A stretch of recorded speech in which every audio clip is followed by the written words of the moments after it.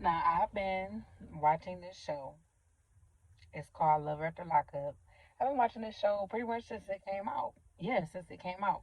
And so, like, I pretty much, not off the top of my head or anything like that, but I know all the storylines and all the plot lines and all the people that's in the show, whatever. I'm not gonna call them characters because it's a reality TV show, so they're supposed to be living out their real lives. So this is not a character, or they're not acting. You see what I'm saying? And so I don't know what season or episode this is, but I'm gonna link it in the title so you guys can follow along. But this is the latest episode, and it's not in any type of order or anything like that. I'm just gonna go by plot lines because some of these people really ain't had nothing to talk about, and you know how a show it really drags the storyline on and on and on, episode after episode, for the sake of having content. So it'd be one scene, and they would show that one scene over 5 episodes. You know what I'm saying? Like, hurry up and get to the scene, finish the scene. And so basically, it starts off with Sean and Tara. And so Sean is some middle-aged old white man who, like, seem like he preys on vulnerable type of women that's like in jail and stuff like that and don't know no better. And so he got this girl Tara. Now Tara, she is like on parole, or she might not be on parole anymore. I don't know. Don't quote me on that. But she was in prison for like 12 years for some serious, very serious charges. And so he preyed on this girl when he was talking to another girl, Destiny. She had was like in and out of prison and stuff like that, and he like was talking to both of them at the same time, but Destiny got out first. So since Destiny got out of jail first, it's not funny at all. It's not funny at all. So Destiny got out of jail first, and Sean started dating her and pretty much was lying to her the whole time, and like messed up what she had going, messed with her head, instead of her just getting out and just trying to do the right thing or just have fun with her life. He was just lying to her and stuff. And so she ended up going back to prison or whatever, and or jail, and he ended up getting with Tara. And so now Tara's pregnant and they getting ready to get married. And so this is the scene that WeTV is dragging out. Sean and Tara's wedding. And so Destiny basically is planning to ambush the wedding with Sean and Tara, and she's pregnant, and I don't know, she's pregnant, and I don't know if she is going to try to say it's Sean's baby so that Sean can, like, I guess take care of her and the new baby. And so yeah, so Destiny, his ex, plans on crashing the wedding, and his baby mama, which his baby mama got 5 of his kids, and like they like most of the kids is grown or whatever. And so she planning on crashing the wedding too, but actually she was invited, but she's crashing the wedding because Tara doesn't know that she's gonna come. So yeah, so that's all pretty much I want to say about Sean, Tara, and Destiny and the baby mama. And they keep on showing Sean in these boxers. I'm gonna need them to stop because nobody want to see that wrinkled. Nobody want to see that. Stop showing Sean and his boxers. Next storyline, we got Brittany and Marcelino. Now, what child?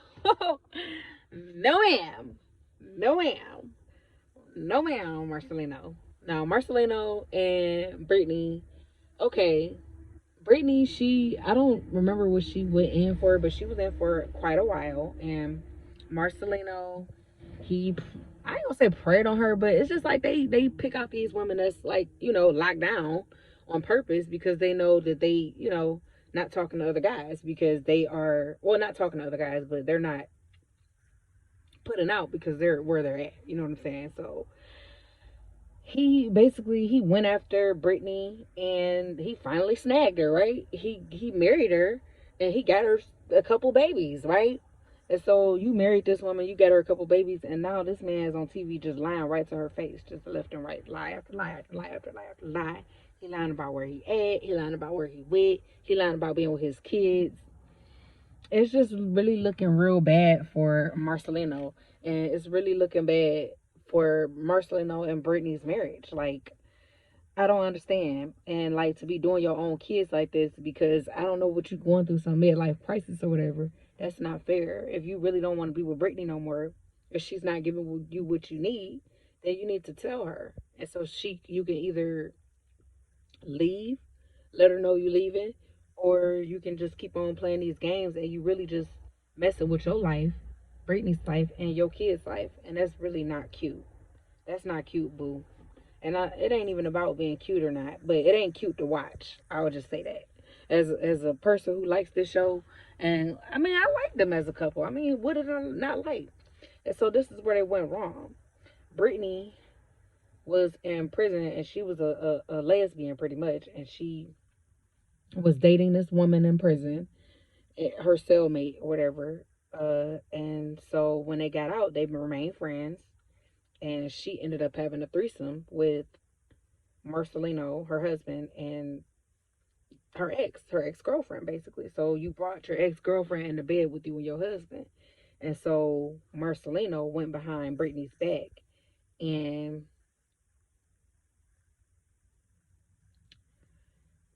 Marcelino went behind Brittany's back and told, no, he went behind Brittany's back and he asked the ex girlfriend to basically hook up, without Brittany.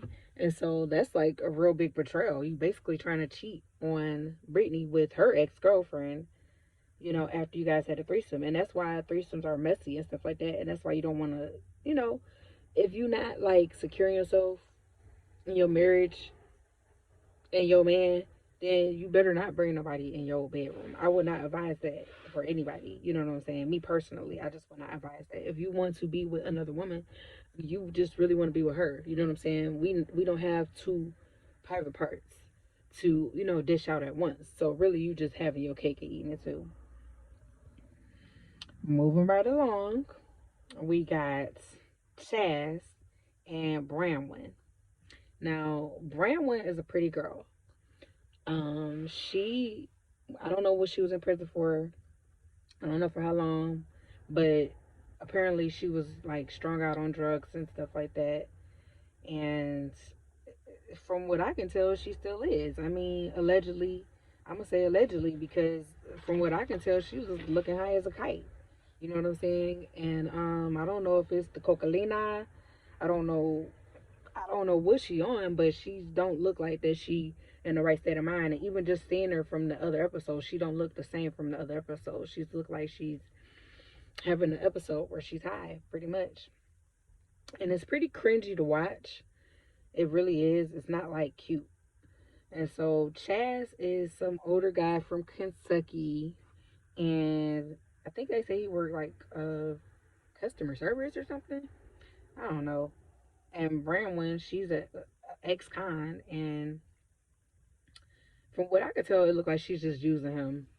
I don't know if she's just using him for like an emotional connection, emotional support, financial support. You know what I'm saying? I don't know if he's like really making money like that, but people can still drain you even for what little you do have. You know what I'm saying? And so I really honestly think that Bramwin is using Chaz as just using them, and it's sad to watch this when she's on this scene. It was Chaz's birthday, and he came to see Bramwin, and they went to a cabin or whatever, and he's basically trying to be intimate with his wife because they're married, and she does not want to be intimate with him, and every time he brings it up, she goes completely hysterical, and it's just like really cringy to watch. She just looks high, and it's not cute. It's not giving what it's supposed to give, Bram. Moving on, we got Ray and Brittany. It's not really much to say about them. I like watching them because I like watching people that look like me, and so Ray is looking like he's going to propose to Brittany, and he actually ends up proposing to her, and it's kind of cute. I might have dropped one tear, and I quickly wiped it. But yeah, he did propose to her, and it's just stuff like that always kind of makes me emotional. I mean, not really emotional, but it makes me like tear up a little bit because it just like I don't know, it makes me feel like yeah, I like seeing stuff like that. Okay, here we go. Some meat and potatoes. Kevin. We TV, we TV, we TV. Why do y'all got this white lady on this screen after she was on here last season saying the N word? I'm finna call the police on you. Oh, what's up, Kevin? You want to talk? Because Kevin wanted to talk to me, okay? Like, we didn't hear that. Like, just because y'all bleeped it out that we didn't hear her saying this BAN, this and this N word, that. And there wasn't even any black people in the room, but this white lady she just a foul-mouthed white woman. And she is just calling everybody N-words because she just got a potty mouth. And y'all allowing this lady to get camera time? Stop. I don't want to say boycott WeTV or this show because I like the show. I want to keep watching the show. But this girl, get this lady off the screen. Get this lady off the screen. We don't want to see no white lady that y'all allowed to say the N-word on TV. We don't want to see that. And they didn't show her saying it. It was her talking.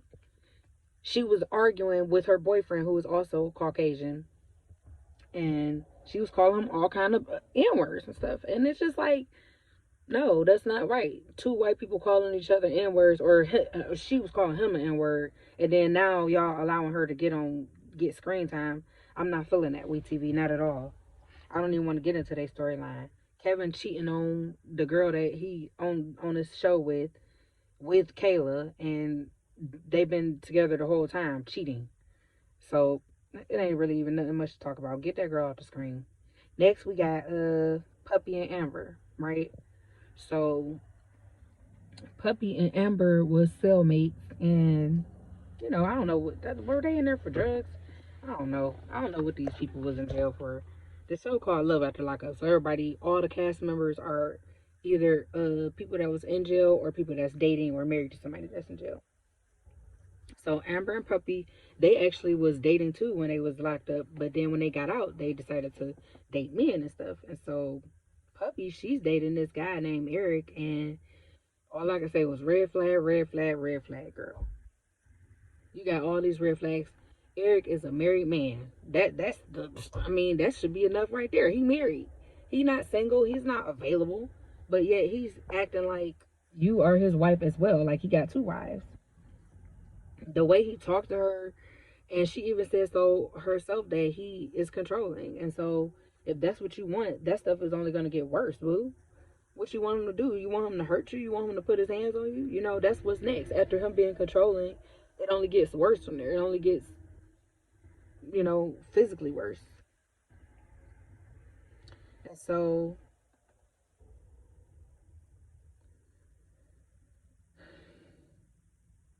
yeah, she was talking about being very controlling, and so now she thinks that she's pregnant by him. And so it's just like, why would you get pregnant by him? And he's a married man and he controlling you. Like, why wouldn't you be using birth control? And so that's what her friend Amber was saying during this episode. Like, why wouldn't you be using birth control? And what is you gonna do? Is you gonna keep the baby? You know what I'm saying? And so it's really just like, it's real tacky. I mean, I like Puppy. She's a cute girl. I like Amber. She's a really nice girl. But the decisions that Puppy is making is really looking like it's not going to end well for their relationship. And she really need to get out for her own safety and mental health. You know what I'm saying? And so last but not least, we got Deontay and I forgot her name. What is her name? I'm gonna insert her name because I forgot her name. But she's a white lady and he's black, and he seemed like he got a type, which is white ladies. I mean, there's nothing wrong with that. That's not what it's about. But it seemed like he also like go after the jailbirds. You know what I'm saying? Like his ex-girlfriend was also the same, profile white lady from jail. And, young looking, good looking, you know what I'm saying? Real tight body and stuff like that. But it's just like the wrong type of girl. You want to try to pick somebody that's like vulnerable or a bad girl or something like that. Or somebody that's really not good for you. You know what I'm saying? You keep picking females out of jail. Like anybody can tell you picking somebody out of jail. That's not good. You rather pick a educated, lady. It don't matter what race she is, but just like pick a wholesome woman. Why you gotta go to the jail to pick a woman? But anyways, it seemed like at first it seemed like Deontay and the lady was getting along real good, but she got him wanting to bail people out of jail and do this and do that, and she still got warrants, so she's basically on the run. So this is like looking real tacky between them. And personally, I really don't care for their storyline because it seems like he's a simp. Like, you keep simping for these people